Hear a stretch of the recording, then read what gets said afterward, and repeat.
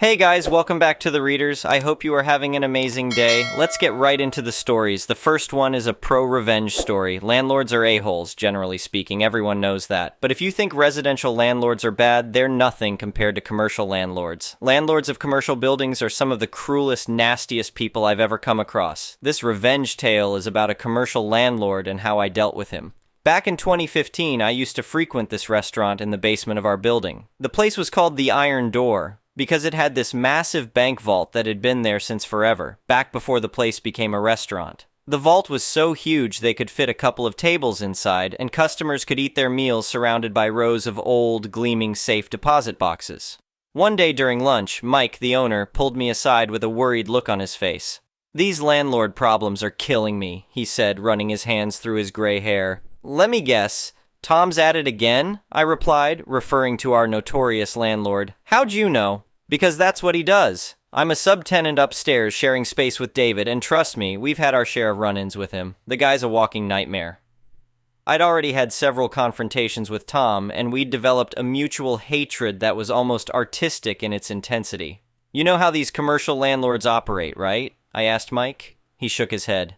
"Unlike residential stuff, they don't need court orders to lock you out if you're late with rent. They just change the locks, and you find out when your key doesn't work anymore.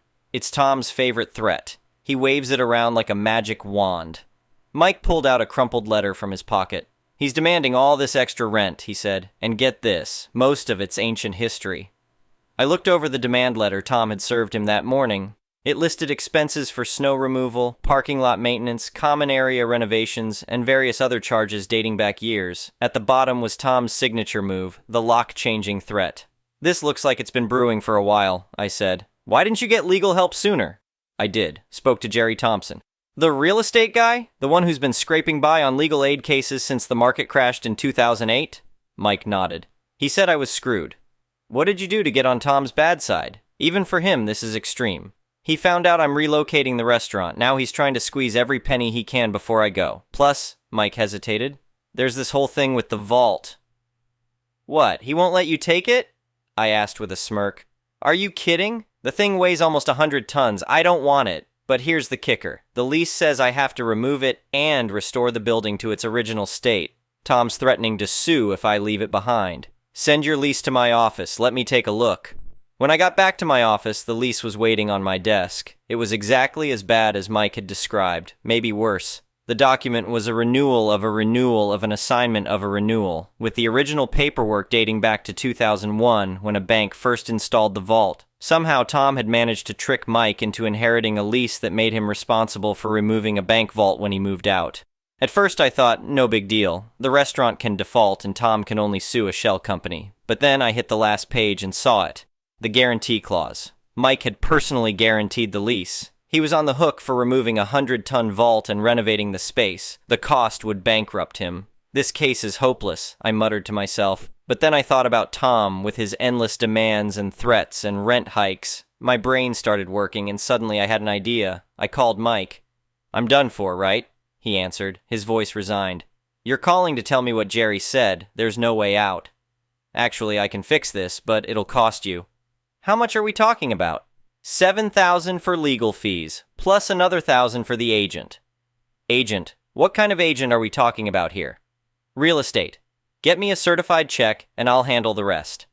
The check landed on my desk within the hour. I walked over to David's office. He looked up from his computer, his reading glasses perched on his nose. "Need a favor?" I said. "What kind of favor?" he asked, leaning back in his chair. "Need a real estate agent. A specific kind of real estate agent." "You buying property?" "Nope." "Selling?" "Nope." David had been my office mate for almost 8 years, and he knew my methods well. "You're plotting something, aren't you?" he said, a knowing smile crossing his face. "Maybe. Nothing that'll get you in trouble, though." "I know someone," he said, scribbling a name and number on a post-it note. "Call Marcus. He's creative." David knew all sorts of people, which eventually led to his disbarment in 2022, but that's another story. I met Marcus the next day, explained what I needed, and we struck a deal. A week later, I was back at the Iron Door for lunch. Mike spotted me and hurried over. "Tom's here," he whispered, gesturing toward a corner table. "Perfect timing," I said. "Let's sit in the vault room." Once inside the vault, with the heavy door nearly closed, we could talk privately while enjoying our meals. The smell of garlic and fresh herbs filled the space. I've made a demand on Tom, I said, taking a bite of perfectly grilled salmon. What kind of demand? I pulled out a document and slid it across the table. We're demanding he release all your restaurant equipment and fixtures. Everything. Ovens, freezers, ventilation systems, and the vault. Mike nearly choked on his water. But the lease specifically excludes the equipment. I can take that anyway. The vault's the only issue, and I don't want it. I shook my head. Trust me, you need that vault. We're insisting he let you remove it within 7 business days. What are you playing at? Mike asked, his fork suspended midair. You think reverse psychology works on someone like Tom? He's had the demand for 2 days now. Mike dropped his fork with a clatter. You already sent it? Without telling me? Want to see how he responds? I stood up and walked toward Tom's table. The landlord sat alone, attacking a massive porterhouse steak like he had a personal grudge against it. I approached Tom's table with Mike nervously trailing behind me. Tom looked up, his face red from exertion, a drop of steak sauce clinging to his chin. My client needs an answer today, I said firmly. Tom wiped his mouth with a napkin. And who exactly are you? I represent the Iron Door. I sent you a demand letter earlier this week. My client needs to know about the vault. He has to make arrangements for the move. Tom's laugh was more of a snort. Your client can forget about the vault, he said, stabbing another piece of steak. But you can't do that, I protested, trying to sound shocked. Mike, beside me, wasn't acting. His genuine surprise showed on his face. Listen here, Tom said, pointing his fork at us. I'm the landlord. I own this building. I can do whatever I damn well please. I'll need that in writing, I said. For legal purposes, you understand. My client might have to pursue legal action. Tom's face reddened even more. Sue all you want, he growled. You'll have my formal response by close of business today. Now let me finish my lunch in peace. Sure enough, that afternoon a letter arrived from Tom's office, asserting his ownership of the bank vault in no uncertain terms. I brought it down to show Mike. I don't get it, he said, reading the letter for the 3rd time. How did you make this happen? Let's just say I know how to play the game, I replied with a smile. The following month, the Iron Door relocated to a new spot across town. They kept the name but went for a more modern aesthetic. No vault needed. Meanwhile, the 100-ton vault remained exactly where it had always been, in the basement of our building. A few weeks later, David caught me in the hallway. Tom's on the warpath, he said, adjusting his tie. He's looking for you. Oh? What's eating him now? Something about a failed deal. He was supposed to rent the basement to some financial company. They were all set to sign the lease, but they never showed. I shrugged. And this concerns me how... When Tom finally cornered me in the parking lot 2 days later, his face was purple with rage. You orchestrated this whole thing, he shouted, jabbing his finger at my chest. That offer from the agent, it was all BS. Just a trick to make me keep the vault so your client could walk away clean. I'm gonna sue everyone. You, the restaurant, that agent. I straightened my jacket. If you're looking for legal representation, I'm afraid I'll have to decline due to conflict of interest. But Tom never sued. He couldn't. All he had was a vague letter of intent that I'd carefully crafted, just enough to bait a greedy landlord who was used to getting his way. The offer was non-binding, requiring a formal lease that would never materialize. By the time I left David's practice in 2023, the basement space was still empty. The for lease sign in the window had faded to almost white, and that massive vault sat there like a silent monument to the art of legal warfare. Some days, when I drive past the old building, I can't help but smile. The vault's probably still there, 100 tons of karmic justice buried in the basement of a building owned by a landlord who learned the hard way that sometimes being an a-hole can weigh you down, about 100 tons to be exact. The next one is an entitled people's story. I bought my house 5 years ago in what used to be a quiet suburban neighborhood. The previous owner made it clear the house wasn't part of any HOA, which was perfect for me since I wanted to avoid that kind of hassle. The huge backyard with a pool was what really sold me on the place. I'd always wanted one growing up. Everything was great until about 6 months ago when a new HOA formed in our neighborhood. Most of my neighbors joined up, but I politely declined when they came knocking. That's when the trouble started with Linda, the self-appointed HOA president. It began with friendly suggestions about my yard maintenance and pool upkeep. I kept things neat anyway, so I just nodded and went about my business. But Linda wasn't satisfied with being ignored. One Saturday morning in July, I was getting ready for my weekly pool party with my nieces and nephews when Linda marched up to my front door with 2 other HOA board members. "We've received noise complaints about your pool parties," she announced. "The HOA has new regulations about pool usage. No gatherings of more than 4 people, and no swimming after 6 p.m. I couldn't help but laugh. "Linda, I'm not part of your HOA. You can't tell me what to do with my pool." Her face turned red. "All properties in this neighborhood are subject to HOA guidelines. You'll be fined $500 for every violation. That's not how this works. I never signed anything. Now please leave my property." Instead of leaving, she planted herself in my driveway as my family started arriving. She actually tried to block kids from entering my yard, telling them the pool was closed by order of the HOA. I called the police non-emergency line to report her for trespassing. When they arrived, Linda smugly pulled out her HOA documentation, certain it would give her authority. The officer wasn't impressed.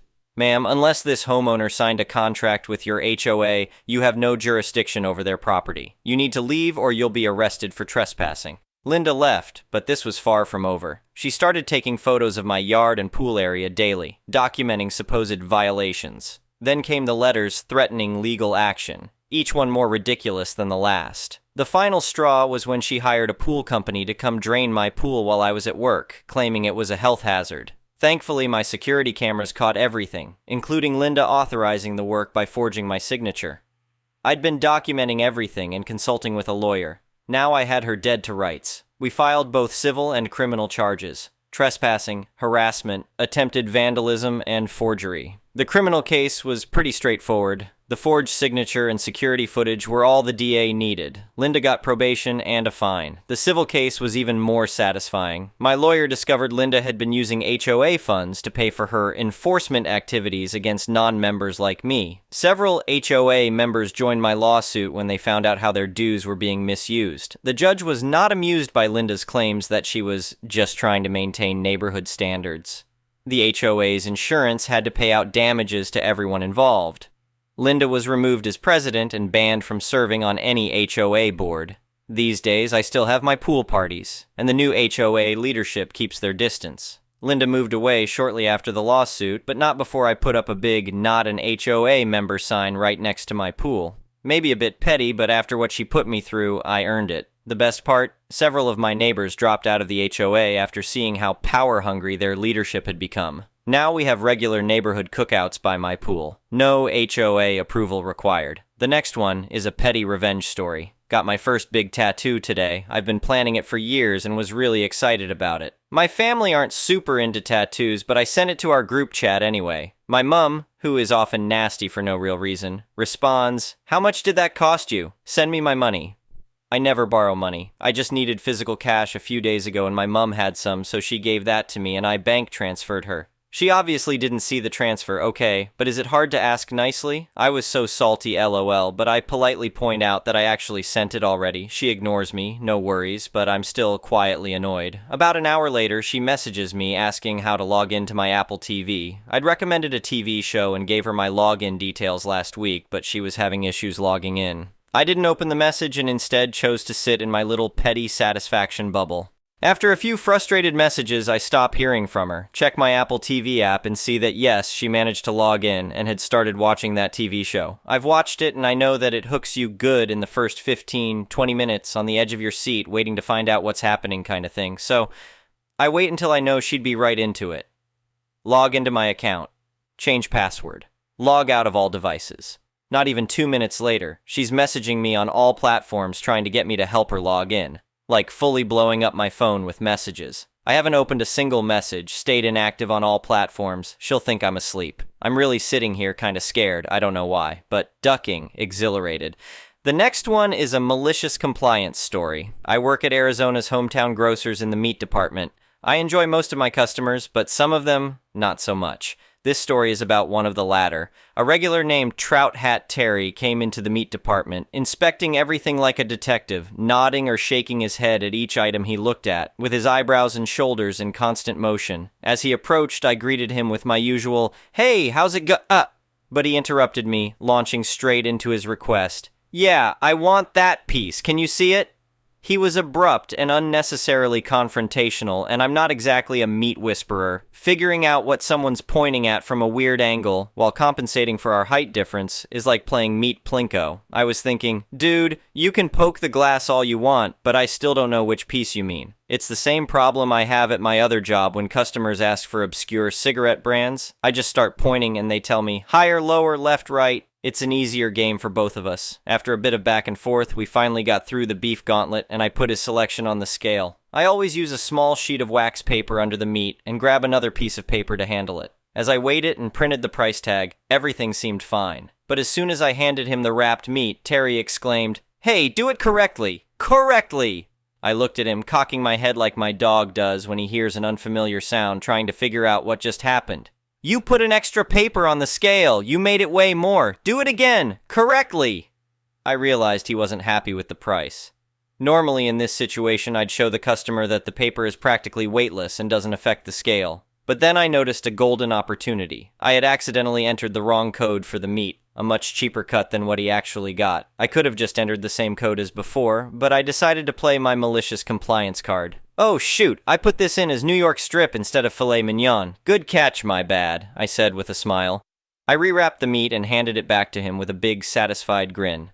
$26? Jeez. Well, I guess I deserved that, he said, surprisingly taking it in stride. And that's how I finally entered the weight correctly. The next one is an entitled people's story. About 3 years ago, I, 25 male, had feelings for a girl we'll call Megan. She, 22 female, was nerdy, into anime, and played a lot of video games. It was those traits that made me interested in her, since I was also an anime lover gamer. Over time, that interest turned into genuine attraction. At first, I was hesitant about asking her out because I wasn't sure if she felt the same. But after some encouragement from my friends, I made my move. We met up at a local diner for lunch. The diner was one of those mom and pop places, and the food was really good. As we're eating, I finally decided to tell her how I felt. Again, I was hesitant about doing so, but went through with it anyway. She seemed receptive at first. She asked me what it was about her that made me interested in her. So I listed a few things: her interest in anime, her taste in video games, her dark sense of humor, things like that. I didn't want to ask her to be my girlfriend right then and there, so instead I asked if she would be up for getting to know each other more and maybe going on an actual date or two to see where things go from there. She then goes on to apologize and say that she does like me, but only as a friend. She said that she didn't want to ruin our friendship and that she didn't want there to be any bad feelings if we did get together but broke up. Hearing that hurt a bit. Part of me wanted to at least try to convince her to change her mind, but the only words that came out of my mouth were, "Okay, I'm fine with that." We chatted for a little while longer before we left the diner and went out separate ways. I tried to reach out a few times after that day to see how she was doing, but I was either left on read or met with one-word replies. So after a while, I stopped reaching out. Fast forward about 2 months. I finally met someone new. We'll call her Sophie. Sophie, 24, was into art and photography. In her own words, she told stories with her art. Whatever piqued her interest wound up as a painting or a sculpture or a framed photograph. She was really good at it, and after a while, those same feelings from months before started to come back. What I didn't expect was for her to feel the same way. I asked her to go on a date with me, and she said yes. Date nights became a regular thing until eventually we made things official. After our 7th date, I asked her if she would like to be my girlfriend, and she said yes. The next day, when I told my friends about it, they were stoked, since they were the ones that pushed me to move on and not let my rejection from months ago bother me. A week later, I'm sitting in my room reading a book, when I get a messenger notification. I look and see that it's from Megan. I thought that this was kinda weird, considering the fact that she hadn't spoken to me in months. Out of curiosity, I opened the message. Her message was basically a short paragraph, talking about how after having some time to think, she decided that she actually did want to be my girlfriend. Her message said that she always had feelings for me and that she was ready to give us a chance. Now things started to look even more weird. I mean, really. After all this time, all the one-worded replies and unread messages, now she has feelings? I took a screenshot of her message and sent it to Sophie. After that, I blocked Megan, and I thought that was the end of it. About 2 days later, Megan shows up to my house, and she's extremely upset. As I open the door, she starts ripping me a new one, telling me how horrible I am for blocking her after she confessed her feelings for me. I told her that she has no right to be upset about anything, considering the fact that she was the one who rejected me and said that we would never be a thing. She then tries to guilt-trip me, asking me if her feelings for me meant anything. I then said, Where were those feelings when I was single? I told her that she doesn't get to switch up now that she sees me with someone else and then get upset at me for not going along with it. I told her to have a nice day, and then shut the door. Our friend group is divided on this, and I'm starting to question if I did the right thing or not. I was just a bit upset. It felt like she expected me to just ditch my girlfriend for her just because she changed her mind. What do you guys think? Thank you for watching. I would really appreciate it if you could like the video and subscribe to our channel if you haven't already. We'll see you again tomorrow.